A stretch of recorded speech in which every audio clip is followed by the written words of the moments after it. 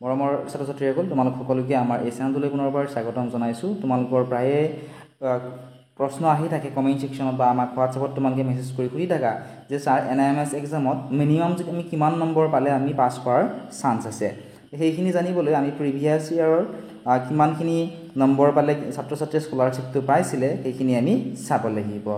কিমান নম্বৰ পালে পাছ কৰিবা তোমালোকে সেইটো চাবলৈ 2023 চনৰ যিখন NIMS এক্সামৰ মেৰিট লিষ্ট আছিলে সেইখন আমি চেক কৰিব লাগিব। তাত মিনিমাম একেবাৰে চোৱাচোন 159 বা 160 যিসকল ছাত্ৰ ছাত্ৰীয়ে পাইছিলে হয়নে, একেবাৰে হাইয়েষ্ট নম্বৰ পাইছিলে 159 160 হয়নে, চোৱাচোন ইয়াতে নাম্বাৰবিলাক দি থোৱা আছে। ইয়াতে চোৱা মেথত দি পাইছিলে অৰ্থাৎ মেণ্টেল এবিলিটি টেষ্টত পাইছিলে 82, SAT অৰ্থাৎ স্কলাষ্টিক এবিলিটি টেষ্টত পাইছিলে 77, টোটেল 159 পাওঁতে এই সকল ছাত্ৰ ছাত্ৰীয়ে পাছ কৰিছে।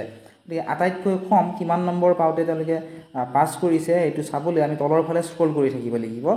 তোমালোকে তলৰ ফালে যদি অলপমান স্ক্ৰল কৰি ভালদৰে চোৱা তোমালোকে দেখিবলৈ পাবা যে মিনিমাম যিসকল ছাত্ৰ ছাত্ৰীয়ে 108 পাইছিলে তেওঁলোকৰো কিন্তু পাছ কৰাৰ চান্স আছে। গতিকে তোমালোকে ধৰি থোৱা যিসকল জেনেৰেল কেটেগৰীৰ ছাত্ৰ ছাত্ৰী আছে তোমালোকে 60 + 60 অৰ্থাৎ মেণ্টেল এবিলিটি টেষ্টত যদি 60 পোৱা, স্কলাষ্টিক এপ্টিটিউড টেষ্টত যদি 60, টোটেল 120 যদি পোৱা তোমালোকৰ পাছ কৰাৰ চান্স আছে।